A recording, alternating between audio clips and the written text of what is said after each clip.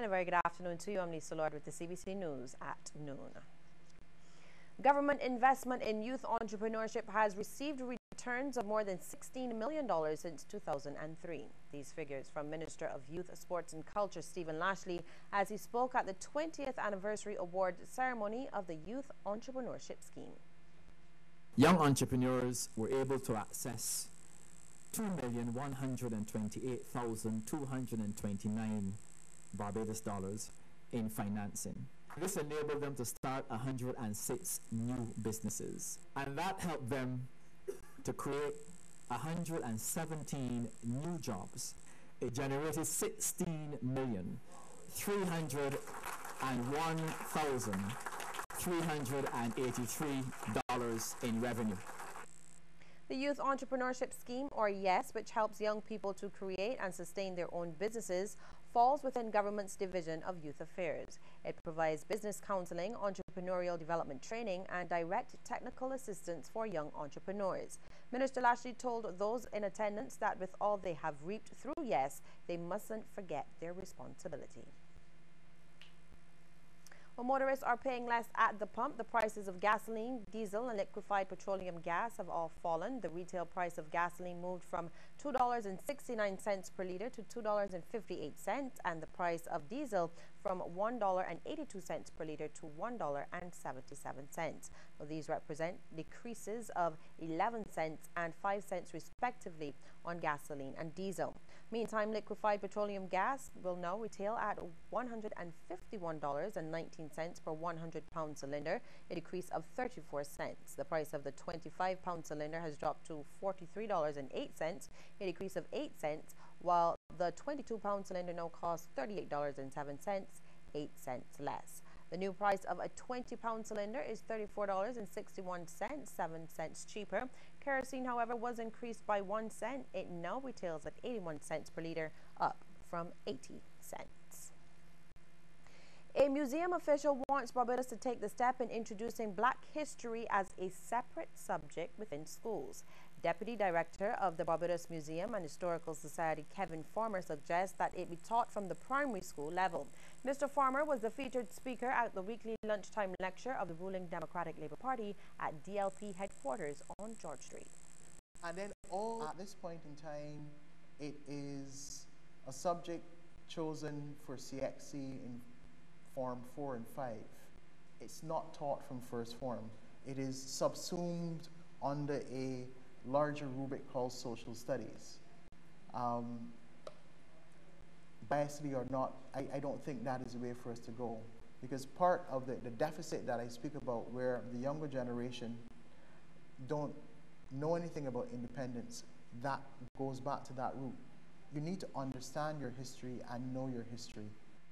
Mr. Farmer says that in order for Barbadians to know of their history, it must be taught. He would also like to see the stories of Barbadian centenarians recorded. Their stories have the ability to create many things. We talk about cultural penetration in terms of North American movies. But if you take a look at their movies, there's sometimes a common thread. It's either based on literature, whether it's a Greek tragedy, or it's actually based on their history or an aspect of their history that they create into a story. We need to be able to do the same thing. We've got fantastic stories to tell. A local pastor is stressing the need for churches in Barbados to reach out to communities in which they are located. Senior pastor at Restoration Ministries, Reverend Senator Dr. David Durant, says the role of the church goes beyond what's taking place on the inside. If you have to come into a community, or if you come into a community and ask for the church and people don't know where the church is, something is wrong.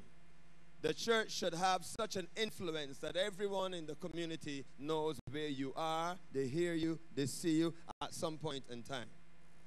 Well, Barbados has intensified its European tourism strategy with the appointment of a new director of tourism. She is Anita Nightingale. Miss Nightingale's tourism experience began at the Ammon Resorts, where she worked as a marketing and public relations officer. Most recently, she served as director of tourism in Montserrat.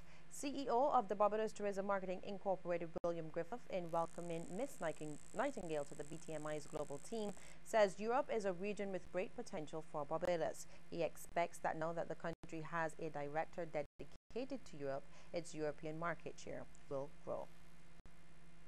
Organizers of a national songwriting competition are offering a chance at international recognition for talented Barbadians. CEO of Destiny Entertainment Agency, Mike Cummins, says the annual contest, with a deadline of March 12, invites entries from all across the island. It is entitled Give the World a Song, and we are hoping that this team would resonate with people across the island. Our ultimate objective is to get a song in the hands of an international artist, so that the royalties that they can get would be greater than the usual royalties you would get if a song was just done here in the region. That is our main objective. Mr. Cummins says he has received numerous entries so far from schools, churches and individuals, and reminds the public that although it's a patriotic competition, the song content doesn't have to be. People are also asking if it is a song about Barbados. We are saying that it is a song for international taste.